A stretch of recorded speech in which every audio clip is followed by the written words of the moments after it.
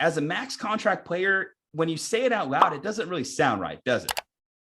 Uh, let's see. Draymond Green, third max contract. Let's see. Does Draymond Green headed into his mid to late 30s deserve a max contract? My instinct is to say no, and at the same time, it's not my money. So Joe Lacob has been willing to pay luxury taxes on tons of players, and famously, like 6 years ago now, said Steph Curry, Klay Thompson, Draymond Green, they could stay as long as they wanted. You know, what they represent to the Warriors, from going from a franchise that was terrible for 25 years to all being drafted by the team, all winning one championship together, then winning two more. And now this current iteration has a fourth championship, kind of just wants to keep the band together.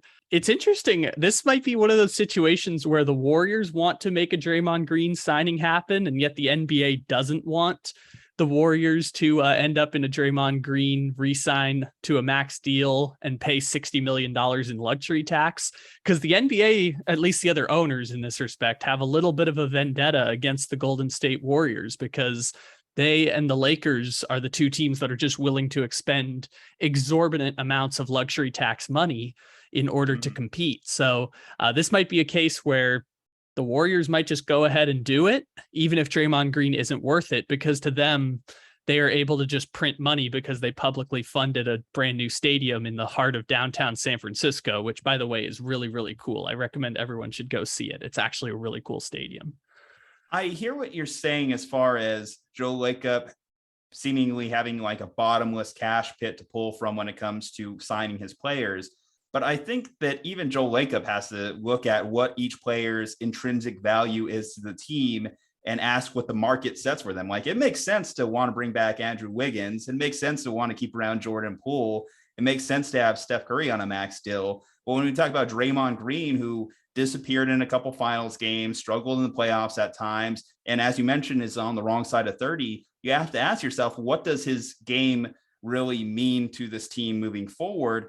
And as a player that bases their game strictly around defense, that is one of the hardest things to continue age well at. And he's obviously not becoming a better shooter at this point, obviously less than 30% shooter from 3-point range last season, and certainly the last, 4 or 5 seasons. So he's never really been part of the Splash Brothers, even though it's impressive, certainly when he gets hot from three, every now and then that happens. But I look at Draymond, and that old saying about it's not really what you're worth, but what the market says you're worth. The only team that's really willing to pay Draymond Green more would be the Warriors. Draymond is not getting a max contract even from a net franchise like the Sacramento Kings. The New York Knicks aren't even paying Draymond Green a max contract. When those teams aren't willing to empty out the cash bucket for you, that kind of says a lot about like kind of where your standing is in the league. Now, there are teams that would love to have Draymond Green on their team, just not as a max contract player. You just have to ask, are you really just bidding against yourself to keep Draymond Green around? It's interesting because I don't even know what Draymond Green's value is worth to another organization at this point, because what was unique about Draymond Green last year is that he is the defensive anchor of the Golden State Warriors. Like, the reason Golden State had the same defensive rating last year as the Boston Celtics, and I know that first half, second half kind of changes things a bit, but like the Warriors were either the number 1 or number 2 defense last year in the NBA. That was because of Draymond Green, and Draymond Green being the center of all of that. Now, are you paying for the next 5 years with Draymond Green? Probably. Does the contract become a little more difficult to move? Probably so. And I think all of this just comes down to what the Warriors intrinsically value him at. And something you were saying before that I agree with is no one's going to value Draymond Green more than the Golden State Warriors.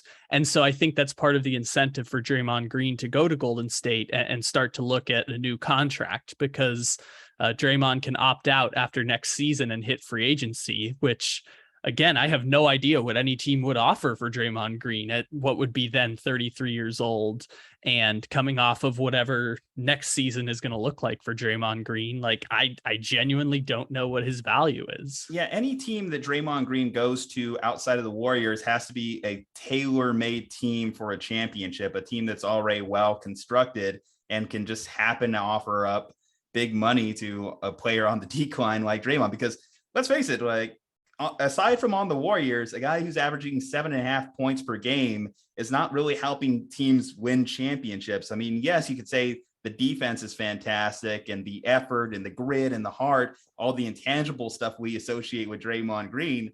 But outside of the Warriors locker room, I just don't think that plays as well. It's kind of like a guy like Marcus Smart. Like, I think he's extremely valuable to the Boston Celtics, but to other teams, I don't think he has the same type of worth.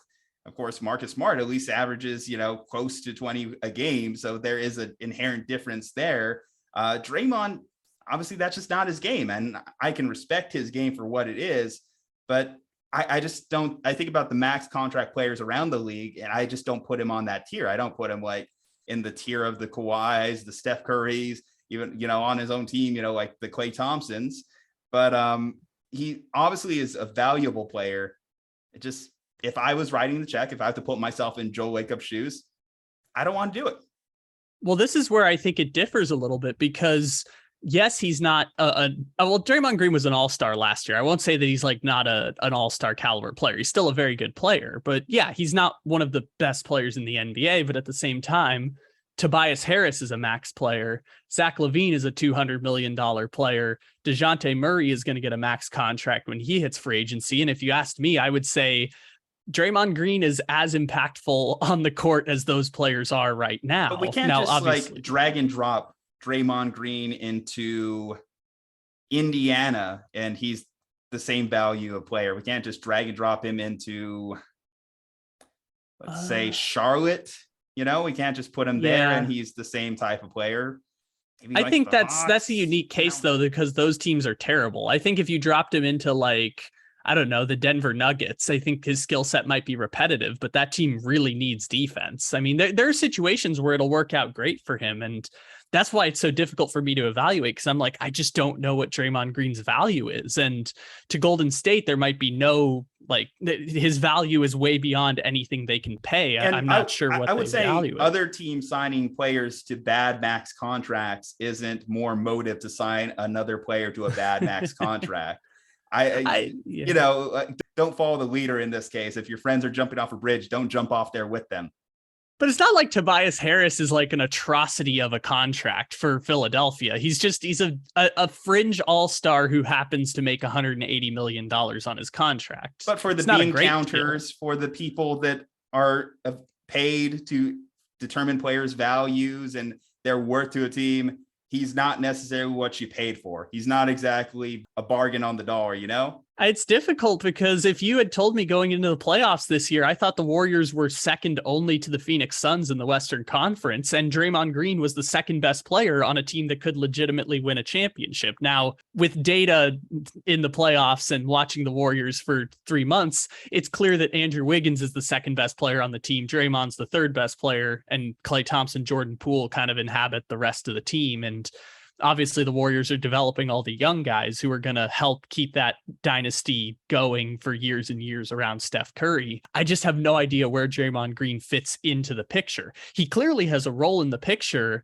I think we're just conventionally thinking of like, if he's getting paid at $20 million or $25 million a year, he's worth it. But if he's getting paid $40 million a year, maybe he's not worth it. Okay. But again, you're not writing the checks. Kyle Ledbetter, you're Joe Lacob for a day. Aside from having sex with the trophy, what are you doing?